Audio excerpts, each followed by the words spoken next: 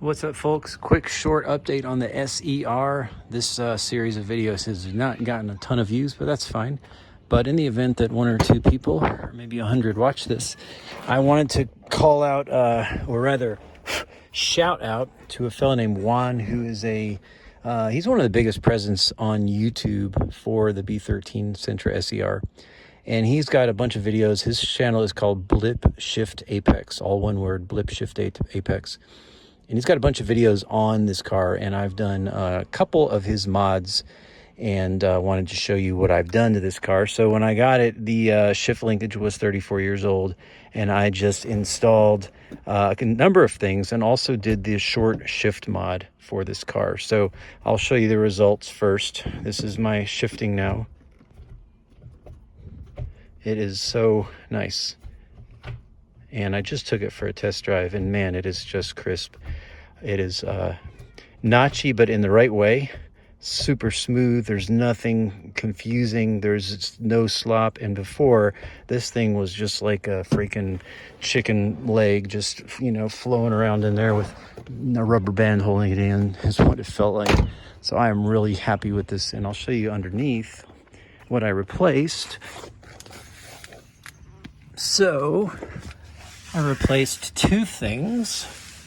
The first one was this piece here, which is right up here next to the transmission. I forget what that's called. I actually bought the parts from Juan to replace this U-joint, but it looked fine, and I decided to just let it be and see how it was stock. That dripping you see is just some grease I put on there. So that is the first piece.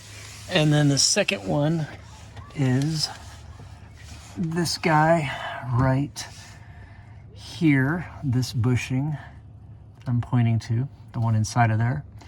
So I replaced both of those, and then the third thing I did was convert it into a short shifter, and Juan has a video about how to do that for free using the stock shifter. And all you do is basically hammer the ball where it, you know, makes the fulcrum to create a different angle to turn it into a short shifter. Tools used, took me a few hours. Of course, had to remove a heat shield. Not a horrible job though, but this is the old shifter bushing, the first one I showed you, and it's not awful, but it needed to be replaced. And then these are the other ones I did. And so Juan makes these Delrin style. They look like this. These are the ones I did not install yet. Not sure that I'm going to. So basically, I replaced stock units like this with these. Two of those.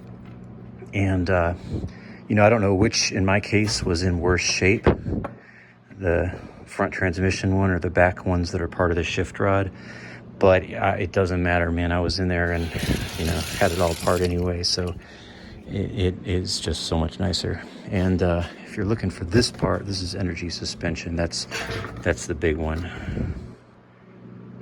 What's that is. But anyhow, short video here. Just I'm super happy. I can't wait. I'm driving this thing tomorrow.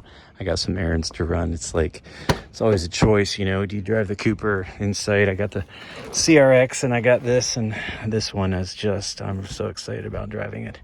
So nothing more satisfying than a free, inexpensive. This short shifter was free, but the bushings were inexpensive.